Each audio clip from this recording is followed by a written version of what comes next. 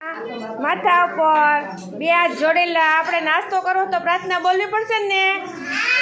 ચાલો બોલો, સાથે રમીએ, સાથે જમીએ, હાથ જોડેલા, સાથે કરીએ સારા કામ, કાયમ રેજો